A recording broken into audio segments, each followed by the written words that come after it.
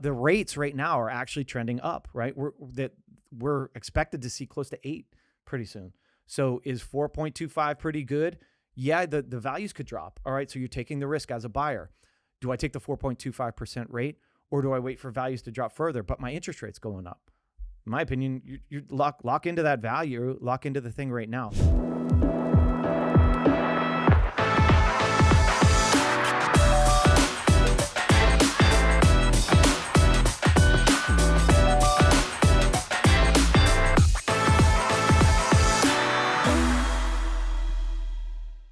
How's it going, everyone? Welcome back to another episode of the Shawn and Matt Show. My name is Matt, that is Shawn, and welcome to our show. Shawn, in today's episode, we're going to be talking about a home builder that is offering a mortgage rate that is too good to be true.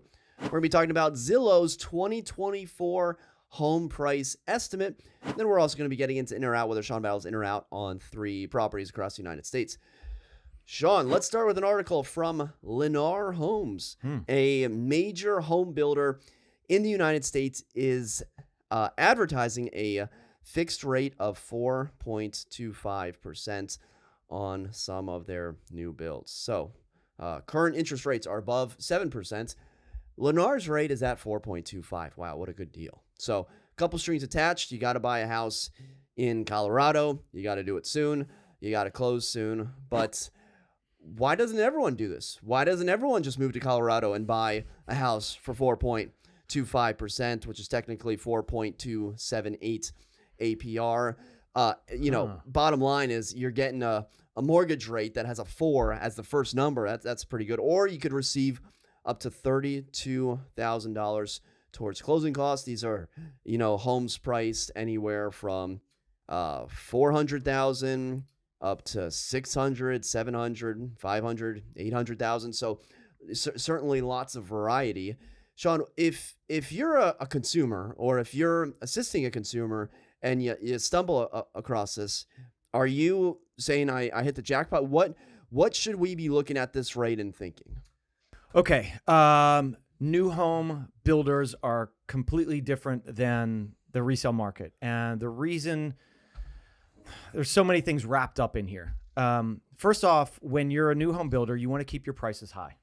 The reason you want to keep your prices high is because things have to appraise. So if you lower the prices, then it brings the value down for the whole community. And so if you're selling for that whole property for, say it takes you a year and those prices consistently fall, then it's going to hurt your values and you're not going to be able to sell the future properties as high. So what do? Instead of dropping the prices, you offer incentives.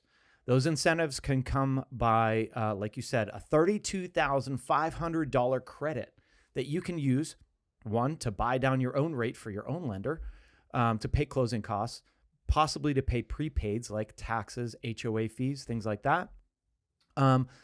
Or you could finance through their lender at an amazing 4.25% rate, which is unreal. So you have to think of it as 2 entities, right? Lennar, and there's the parent company, there's the builder side, and there's the lending side. So their thought is, all right, well, how do I get people in the door? I think it's a great marketing plan because you're saying, oh, I can get you a 4.25% rate when rates are at 7%, 7.25%. So how in the heck are they doing this? The thing is, where are they going to take the hit? They want their prices high, right? They want to keep them at, what are they selling for? Some of them are at $595. Okay. Some of them are at $400. Shawn, there's one house, 3-bed, 2.5 bath. It started at $4,679 for basically $470. It's now down to $410. I can get that for $410. Jeez. With $30,000 back, or with a 4 point something interest rate. Wow, it's starting to sound pretty good in Colorado. So they're already starting to drop prices. Now that goes against what I just said is, all right, they've already dropped prices enough. Now what else can we do to get these sales gone? Because they're under pressure to get them gone. I haven't looked into the community. It might be like one of the last sales on the lot that's maybe not as desirable lot. Right. So once you get down to the last few, it's always harder to sell, and they're going to give incentives and things like that. So the thought is there's $32,000, $32,000 sitting in a pot. Where are we going to allocate that, quote, loss or that money? You could allocate it as a builder expense that is coming straight from the builder and saying, all right, well, we're not going to drop the price anymore, but we'll give you the 32 grand so you can buy down rate. Or you can say it's going to come from the lending side and the lender is going to take the hit. So they're going to give you an amazing rate. They're basically giving you, they're not making any money on the deal. They're losing money on the deal, but it's either the lender side losing the deal, money on the deal, or the builder side losing money on the deal. And maybe to allocate it differently for tax reasons or whatever, profit reasons, that's the way they've thought of doing it. And, the funny thing is the rate is 4.25, but the APR is only slightly higher. So I'm like, all right, well, what the APR does is it includes your cost of the loan. So my original thought was, oh, okay, well, they're just buying down that rate with the 32.5, but then that would go into the APR and that APR would be much higher. So what I did was we just talked to lenders just to kind of figure this out, because we're not lenders. We are real estate professionals, but we have our lenders that we talk to all the time. So what I found out was, I was like, well, if I'm given $32,000, how far can I buy down that rate with certain qualifications? So you have to think there's a $500,000 or $600,000 house. You have to put 20% down as far as they're concerned to get this rate. You have to put 20% down. So if you're buying $600,000, that's a $480,000 loan. Then there's points. So if you put points, a point would be 1% of the loan value. Well, what I learned was you can only charge so much. A lender can only charge so much because it's like predatory lending. So I thought that you could just use all that 32.5, buy down the rate as far as you can, but that's not always the situation. So I think what they're doing here is just taking a loss on one side or the other. You choose how you want to do it. Either you get 32.5 or you get this awesome rate. You have to qualify for that rate. You have to have a 740 credit score. You have to put 20% down, and it has to be owner occupied. And you have to buy within like the next week or two, so. Well, I'm looking at some of these houses, like the one that's 4679 crossed out 4099. Is this just a $350,000 house that they've marked up to 409 to cover that spread of the interest rate? Yeah, probably. I mean, there are tactics that builders use, and I used to use them as well when we were in that. It's like, all right, you're saying that we actually dropped the price. You might not have dropped the price. Maybe that was always the price, and they're just showing you, that tactic, right? Have you ever seen like the Walmart memes where it's like $4.95 and then it's crossed out and it says $4.95? They like peel back the sticker. Yeah. It's like, all right, we know what you're doing with the marketing here. Yeah, exactly. So there's a lot of marketing going on, and so that's probably one of the other tactics on their website. Okay, let's just cross it out and pretend like we went higher and blah blah blah. I don't know the actual deal that's going on. I don't want to, I'm speculating here, but these are tactics. It's just like how when you go into a floor, like you go into a community and they have stickers on all the lots that are gone. Are those lots all gone? Probably not. They're trying to pressure you into saying, oh, well, these are gone. You can only buy these. When actuality is they haven't released those, or, some of them are under contract. Most of them are. Well, the one for $410,000, caught my attention because it's $410,000 and it's a single family house. That's amazing. Pretty legit. And, yeah. You have to buy in Colorado, and this is under the Denver section. So I'm like, hold on. Like, we just looked at a studio condo for like $500,000. Now I can get $410 in Denver. So I looked it up on the map. Shawn, you want to think, is this Denver, Colorado? Is that Denver? That is like if I said, yeah, I got a nice single family house in Washington, D.C., and it's in like Ashburn. That's exactly what it is. That is so far away. And like when you zoom in on the community, Lennar's just built this community, from scratch out of nowhere, and you're across from like a junkyard. They're just creating a town, Bennett, Colorado. Maybe it's a nice town, but that's the thing with these new construction places. Like, yeah, you can have a new construction place, but where are you building new construction? Because all the good places have already been built. So when you're building new construction, you built in a place that hasn't been built before. Yeah. Yeah. I mean, that's the whole thing. It's like you're attracting people with lower prices, with all these things. Builders take a risk every time. They're buying land. They're assuming that what are the values going to be? We're 20 miles from Denver, 30 miles from Denver, projections and figuring out what the cost. I mean, there's so much that goes into this, what the cost of the land is, what we think values are going to be out here. They're using comps, and usually new construction is naturally going to be more expensive than than the resale market. But where is that variance, and how much can we charge, and are we charging the right amount, and do we have enough profit margin in here to actually do this deal? So there's a lot of risk, and now that interest rates have popped so much, there's so much more risk. They're under so much more pressure to get these things sold. It's harder and harder to sell these. As interest rates rise, values tend to come down. We haven't really seen that push down as much as we thought that was going to happen. And when we talk about this stuff, you have to think about it as a national kind of thing, not just a local thing, because local markets, they're all different. So Denver, Colorado, where this is being offered, that apparently is one of the weakest markets that Lennar has right now. The housing market, where the premium to resale got too far out there, and the market has been correcting, and it's been difficult for the industry, especially in Denver. So they're definitely trying to play catch up. This promotion, as Shawn noted, it's only about for a week. It's from 9/18 to 9/25. We're already at 9/21. By the time you watch it, it's probably going to be after 9/25, and then you got to close by Halloween this year. So I don't know how many people, unless you were had the ink ready, I don't know how many people are now going to jump on this and have to sign. Whenever there's just an arbitrary deadline in real estate, usually that means you're pressured to pay more than you'd like. Yeah, and after that deadline, if I'm the agent, I'm like, well, the deadline's over, but this is what we'll give you, and we still want that, so give it to us, right? I mean, you can always try to negotiate that or negotiate something after the fact. They're still thinking, man, we got to sell these things. And you as a buyer have to think, all right, well, I can lock in for 30 years for X amount of dollars, right? Getting all these incentives. But the rates right now are actually trending up, right? We're expected to see close to 8 pretty soon. So is 4.25 pretty good? Yeah, the values could drop. All right, so you're taking the risk as a buyer. Do I take the 4.25% rate, or do I wait for values to drop further, but my interest rate's going up?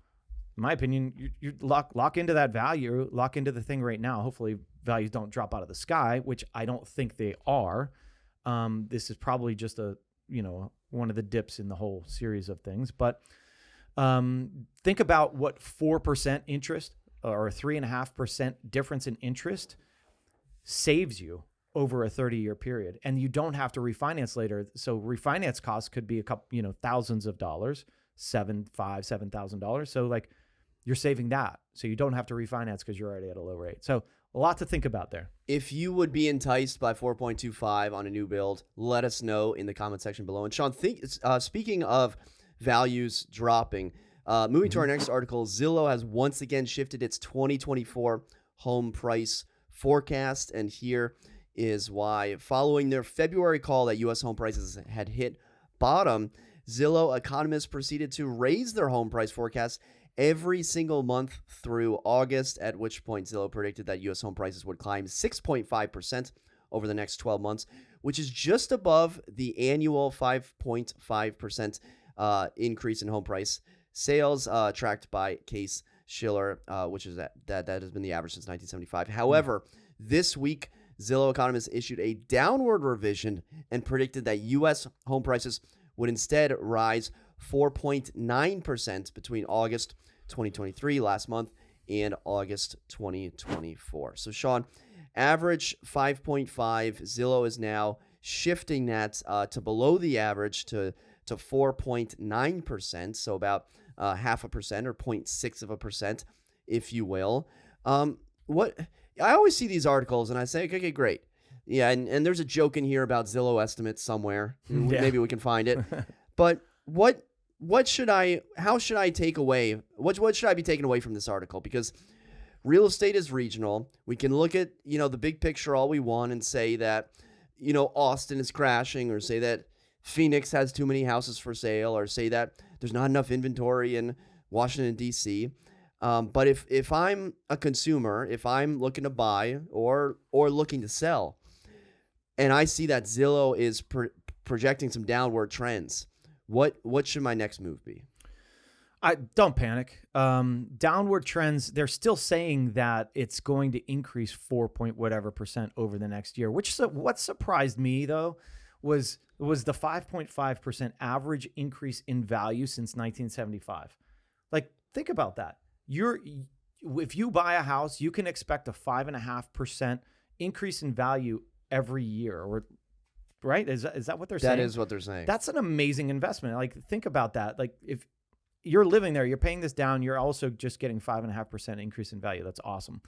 But there are valleys to that. And right now we're in one of those uncertain times.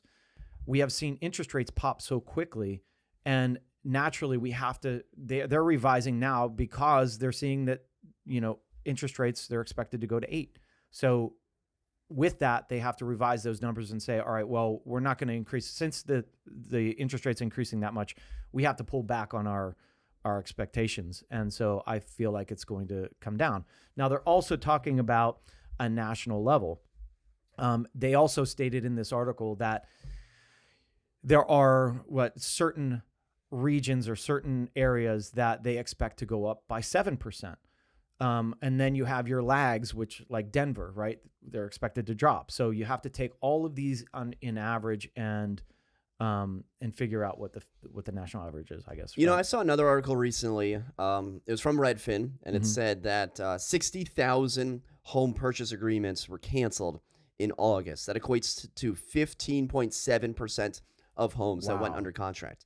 Does that sound like a lot? It sounds like a lot. Let me tell you this. Yeah, it sounds like a lot. That's up from 14.3% a year earlier. So 15.7, 14.3, that's 1.4%.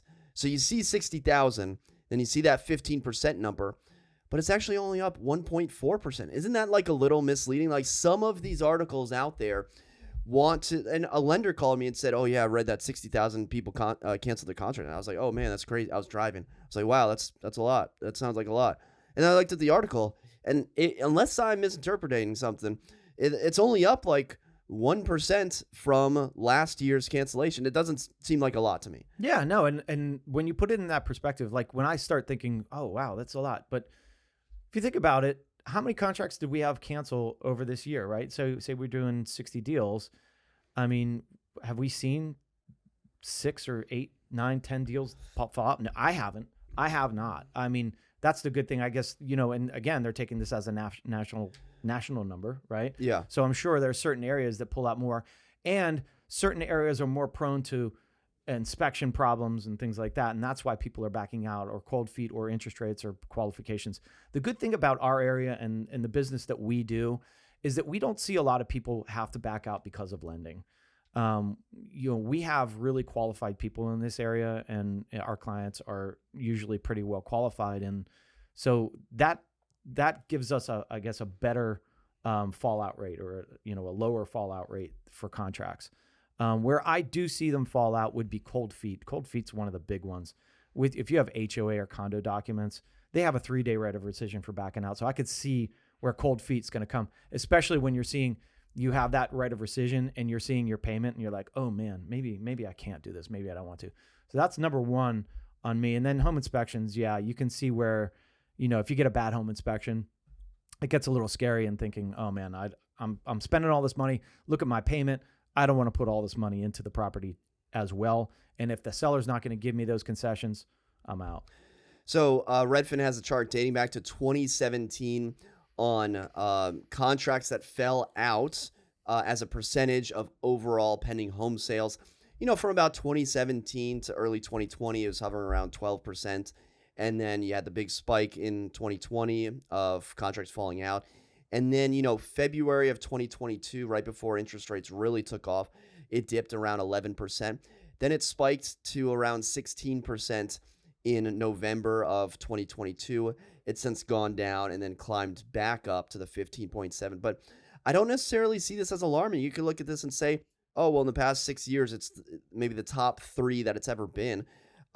Yeah, that makes sense, because the top was a global pandemic. And then the second one was interest rates are 7%. And then the third one is like interest rates are still 7%. Yeah. So like this is to be expected. Yeah. The thing I'll say is that despite the high interest rates, our market is still pretty good. And, you can't read all the headlines and think, oh my gosh, this is bad. Because, I was reading a headline this morning. It was like, oh, the tumble of the real estate market. The I can't remember what the term they called it, but it was like, here it comes, it's happening, and it's going to bring banks down. Now, This is a commercial side. They're talking commercial. This could have an effect on residential, I guess, in the banking industry if the banking industry pulls it back. But like, you have to take everything into context and know exactly what they're talking about. The commercial side is going to probably get hurt. It could bring banks down. That could crash the economy. There are so many factors that could happen that could pull down then the residential side of things. But right now, I will say that the residential side in our area is very healthy. We are seeing very low inventory. We have high interest rates, but we are seeing really good showings. We've had in our last couple of weeks, Matt and I have listed probably 5, 6, in the last 2 weeks, probably 5 listings, and we have gotten 4 of those under contract in the first week. And now we just put on another one today, and we're getting a ton of showings. So it's healthy, right? It's moving. There's more buyers than sellers. That's what it comes down to. That's There are more people that want to buy than that want to sell. So we're seeing multiple offers. Someone commented a while ago, and if this was you, we're going to follow up on your comment. They said, when has it been a buyer's market in the Arlington area? When has it been a buyer's market in the Northern Virginia, DC area? You're shaking your head, but there have been like lulls of like a couple weeks where you're like, yo, I can't believe this house is still in the market, or like a month where we're like, oh my God, like there's an incredible opportunity for buyers right now. Yeah, well, that's why you have to watch these markets very closely. And in our area, as a general rule, it hasn't really been a buyer's market. But if you look at sectors of the market, like the condo market more of a buyer opportunity right now if you can find the right ones. We sold a few condos, they sold in the first week. But I always tell my clients there are seasonal times when you want to buy. If you want to get a really good deal and things are sitting on the market, that is between November and January is going to be your best time. But I've also seen times when the spring market hit in January. You just never know. There's snow on the ground. It's crazy out, but there's buyers like crazy. But that's why you have to watch these markets. Matt and I are always in doing these things in and out. We talk about it all the time. We look at stats and we feel it. We feel when it's up and down, and we can tell like, hey, I think it's a really good time. Late August, really good time to buy usually. Last year around this time, I don't know what happened. Interest rates were, still pretty high. Things were just dead. They were silent. Mm-hmm. And if you listed a house, like, sorry, it probably didn't get the traffic that it could have, but there was an immense opportunity for about 3 to 4 weeks between like the October to November timeframe, different than that usual lull that we see, heading into like November or December. Yeah, and there are so many factors that hit locally that you wouldn't realize could affect the market. And, I'll give this house across the street from me as an example. Last year, it sat. And I was like, man, this is a really good lot. It was a tear down, but it was a really good lot. And I'm like, somebody's going to buy that for $800 and some $1,000. And typically a lot is worth about $800,000, somewhere around there. But it sat. It ended up selling for $8.25, which I was like, man, that should have sold for more than that. Now a house directly behind that and one lot over just sold, same thing, tear down for $950. Now there's different factors that are, affecting that, but you can see one is the difference in markets. When it was November last year, it wasn't moving. And so when the sellers have to sell, they're like, I just need to get rid of this. All right, well, let's take it. That sells for less. The one across on the other street, same thing. It sold for $950, but the factors were the market was better. And number 2, locally, we had a total change in single family zoning. And so the builder thought, oh, well, I can now build a duplex there. Well, what's that going to do? It's going to increase the value of that lot. And it turns out that he can't actually build 2 homes. So I think he overpaid for the lot. So you have to take all of this into account whenever you're looking at things. We'll move on, but are yearly forecasts pointless? Like if you're going to forecast the real estate market 11, 12 months in the future, what's the point? Matt, you know what I'm going to predict? I'm going to predict 5.5% over Yeah, the next you're going to predict the average that's been for the past 40 years? Hey, that's a good way. That's what they're looking at. They're like, all right, well, there's a variance here. It's gone up 5.5%, blah, blah. My money is on Shawn. All right, let's move in to in or out, whether Shawn Bedell's in or out on 3 houses across the United States. Shawn, coming to us from Bethesda, Maryland. All right. Bradley Beal is selling his Bethesda estate for $10 million. The former Washington Wizards guard Homes sits on 2 acres with 6 bedrooms, 9 bathrooms. Bradley Beal, of course, now plays for the Phoenix Suns. Property is 13,000 square feet. being listed by Jill Schwartz and Andres Serafini of RLAH at Properties. Hope I got that right. The chateau-style home is full of glam touches.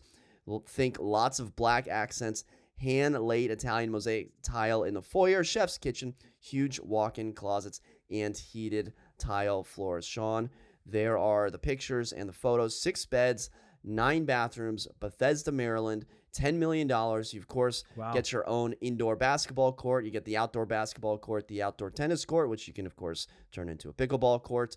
You got the bathroom, which that TV is bigger than the TV in my living room. Right by the tub. Someone enjoys watching the flat screen in the tub, which the tub is in the middle of the bathroom. That's an interesting placement of the tub. You have the walk-in closet, which is, again, bigger than possibly my bedroom. Shawn, $10 million, Bethesda, Maryland, comes with its own game room.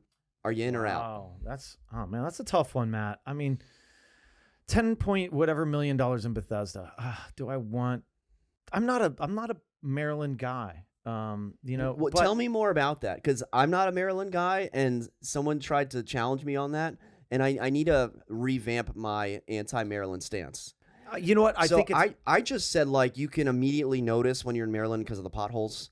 like the money that Arlington spends on services. Yeah. Fantastic. Like, I understand why people in the country like lean more right and are like Republican, right? Because like they don't need like the government to like do things because they're like more self-sustaining. But like in Arlington, I understand why people like lean more left, because like, yeah, the taxes are high and they suck and they should be lower, but like that you can see where like our water parks have freaking spray fountains and like lined pickleball courts and like perfectly manicured lawns.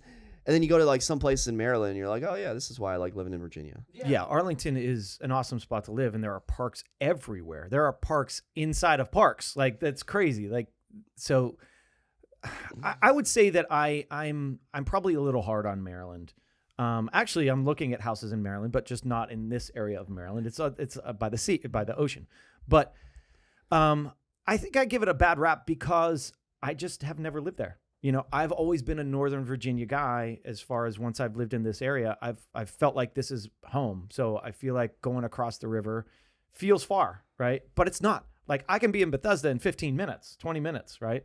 I don't know. I feel like 10 point something million in Bethesda, it doesn't draw me in. I think the house is amazing. Do you know what it's across the street from? Do you know which country club this is? I don't know which. This is Congo. This is Congressional. This is big time. Okay. You got that Avenel money.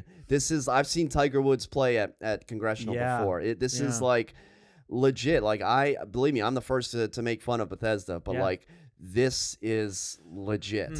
Am I buying it? How much money do I have, Matt? Oh, that looks good. You're in the market. Yeah. You're in the market for a $10 million house.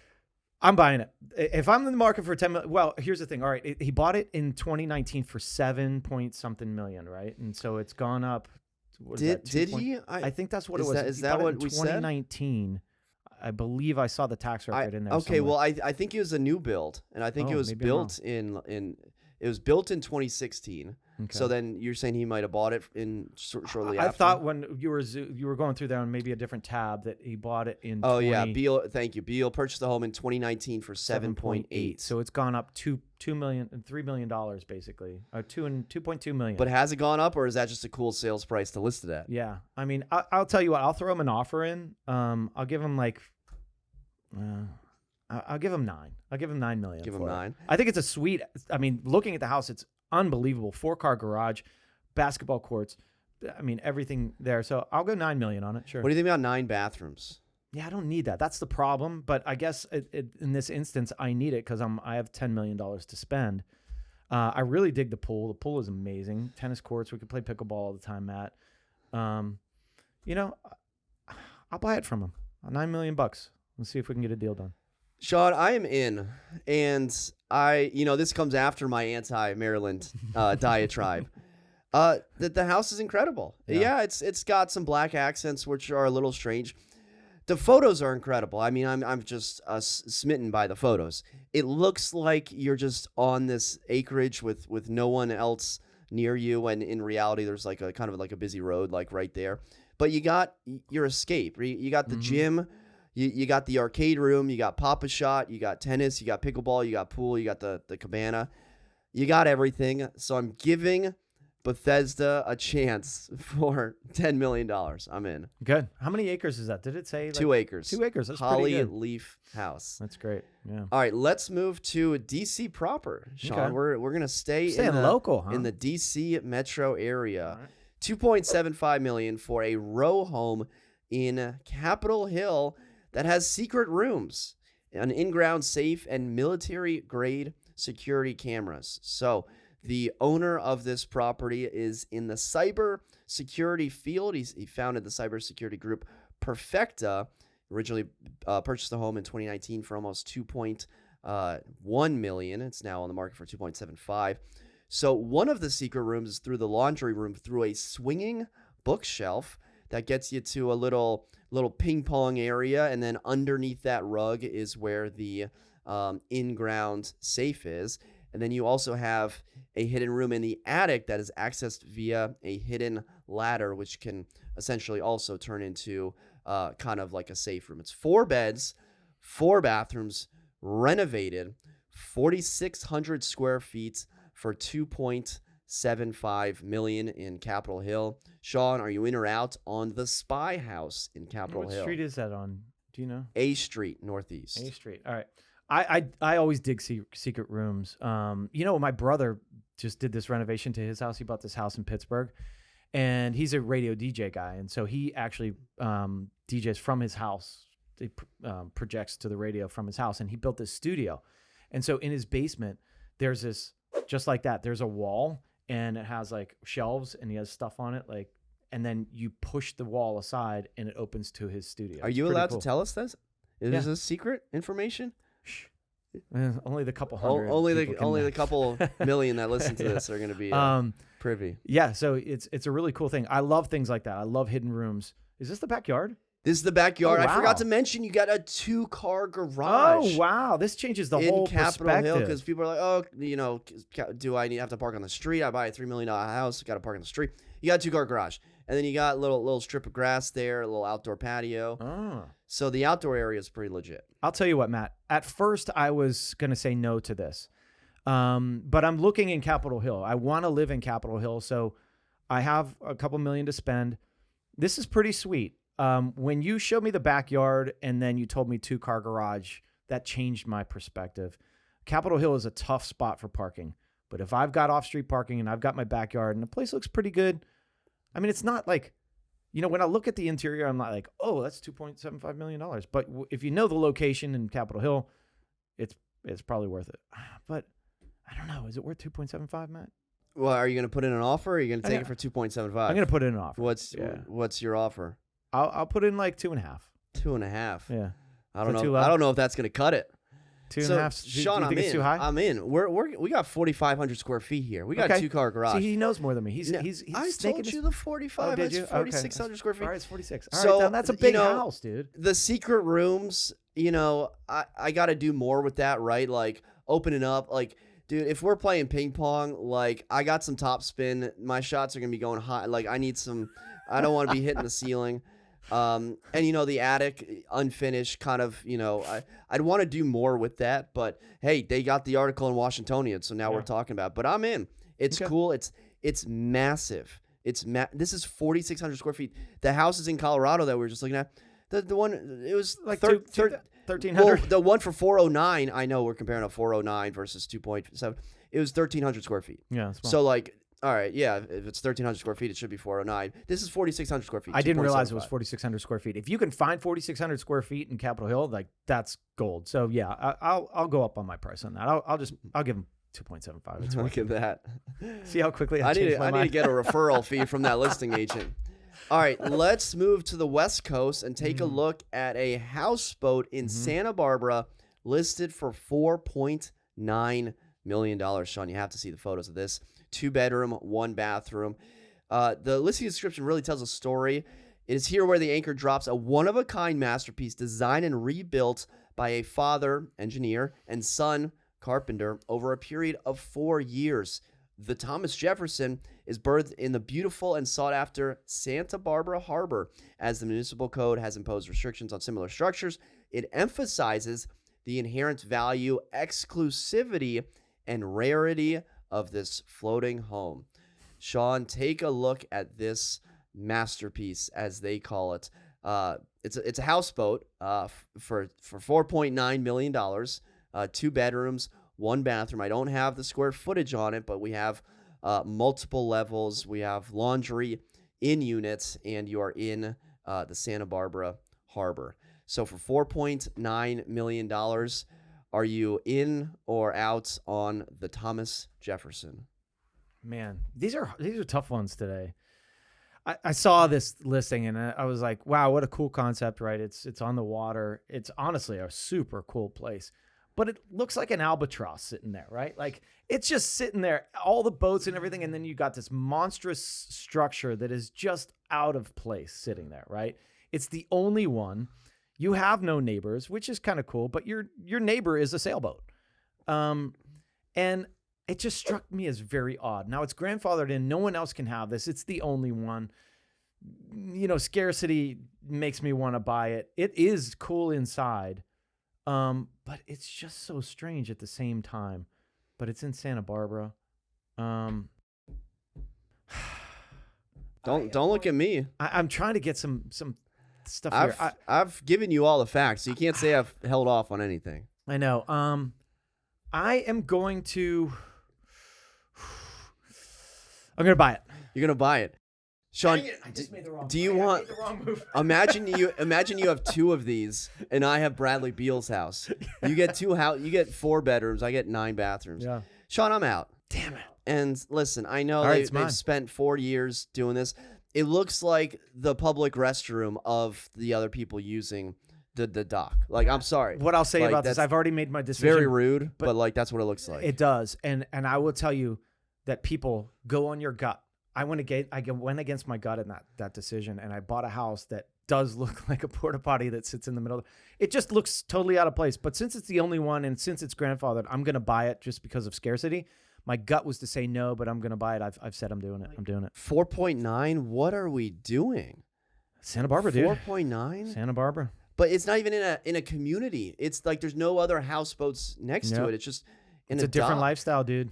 Like you know what? The guy was a surfer, right? Yeah. He was a surfer. So in a past life, I was a surfer, and so I feel like that's what's pulling me in.